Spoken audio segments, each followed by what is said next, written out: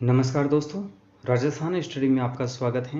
राजस्थान कर्मचारी चयन बोर्ड द्वारा एक कार्यालय आदेश जारी किया गया है। इसके तहत नर्सिंग जीएनएम संविदा कर्मी की जो एग्ज़ाम 3/2/2024 को हुई थी, उसका रिजल्ट 14/6/2024 को जारी कर दिया गया है। इसके तहत इसके अंदर कुल 2 गुना अभ्यर्थियों को पात्रता की जाँच के लिए बुलाया गया है। और पात्रता की जांच किस प्रकार होगी, तो यह ऑनलाइन माध्यम से होगी। अब पहले ऑफलाइन माध्यम से होती थी, अब ऑनलाइन माध्यम से जांच की जाएगी। देख लेते हैं ऑनलाइन माध्यम से जांच किस प्रकार से होगी। तो 19/7/2024 से 25/7/2024 रात्रि तक एक ऑनलाइन पोर्टल खोला गया है, जिसके तहत आप उसमें फॉर्म भरकर आप अपने डॉक्यूमेंट को अपलोड कर लीजिए। आपके डॉक्यूमेंट वेरिफिकेशन वहीं से होंगे, ऑफलाइन माध्यम से कोई भी आपका डॉक्यूमेंट वेरिफिकेशन नहीं होगा। अब देख लेते हैं डॉक्यूमेंट वेरिफिकेशन की जो प्रोसेस है वो किस तरीके से रहेगी। तो इसके लिए आपको sso.rajasthan.government.in पर जाना पड़ेगा। इस पोर्टल को खोलने के बाद में आपको रिक्वायरमेंट पोर्टल दिखेगा, वहाँ पे माई रिक्वायरमेंट और डिटेल्ड फॉर्म कम सिक्योरिटी पर जाकर संविदा नर्स संविदा भर्ती की जो एग्ज़ाम है उसके ऊपर अप्लाई का लिंक होगा, वहाँ पर क्लिक करें। वहाँ पे क्लिक करने के बाद में आपको एक 100 रुपये का आवेदन शुल्क का भुगतान करना होगा। उसके बाद में आप वहाँ पर जो भी सीरियल वाइज डॉक्यूमेंट की पीडीएफ अपलोड करने के लिए बोली जा रही हैं वो आप अपलोड करें। जैसे कि अंक पत्र सीनियर सेकेंडरी की मांगी है तो आप उसमें अंक पत्र ही डालें, 10वीं का प्रमाण पत्र मांगा है तो प्रमाण पत्र ही डालें। फिर उसके बाद में अंक पत्र सीनियर सेकेंडरी का डालना है और उसके बाद में प्रमाण पत्र।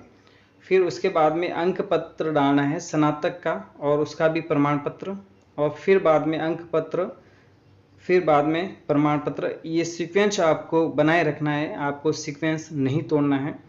उसके बाद में आपको registration certificate in Rajasthan nursing counselling का जो सर्टिफिकेट है वो अपलोड करना है। आपकी जो पिछली जितने भी संस्थान है उसमें आपने पढ़ाई करी है वो पहले अपलोड करें। उसके बाद में आपने जो जीएनएम या एएनएम का जो कोर्स कर रखा है उसका जो सर्टिफिकेट है वो फिलअप करें 11 नंबर पे। फिर उसके बाद में मूल निवास, फिर जाति प्रमाण पत्र, ये सीक्वेंस बनाए रखें। फिर बाद में अन्य प्रमाण पत्र जैसे दिव्यांग हो या फिर उत्कृष्ट खिलाड़ी हो तो ऐसे प्रमाण पत्र डालें। फिर उसके बाद में एक आपको शपथ पत्र डालना होगा जाति प्रमाण पत्र के संबंध में, और वह भी स्टाम्प और नोटरी से सत्यापित होना चाहिए, ना कि आप ऐसे ले जाए उसको।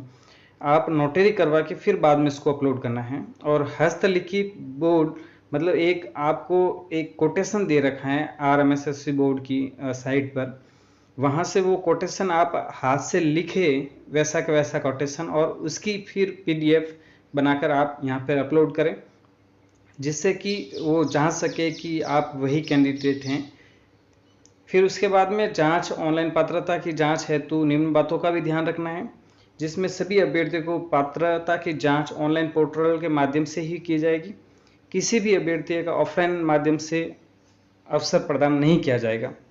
इसमें अगर आपकी कोई त्रुटि रहती है तो अभ्यर्थी द्वारा सुधार हेतु ऑनलाइन पोर्टल पर ही अवसर प्रदान किया जाएगा, उसके बाद में आपको और कोई मौका नहीं मिलेगा। और इसमें आपकी गलती रहती है तो आपकी स्वयं की गलती रहेगी। ये देखिए, इस ई मित्र कियोस्क का गलत सूचना आवेदन अपलोड किए जाने की स्थिति में यदि आवेदक की पात्रता प्रभावित होती है तो इसकी संपूर्ण जानकारी आवेदक अभ्यर्थी की होगी। अतः यह सलाह दी जाती है कि विस्तृत आवेदन फाइनल सबमिट से पूर्व दर्ज की गई सूचनाओं एवं अपलोड किए गए दस्तावेजों का मिलान अभ्यर्थी स्वयं कर ले। उसके बाद में आपको संशोधन का मौका नहीं मिलेगा, इसलिए आप स्वयं खुद उसको देखें और जांचें।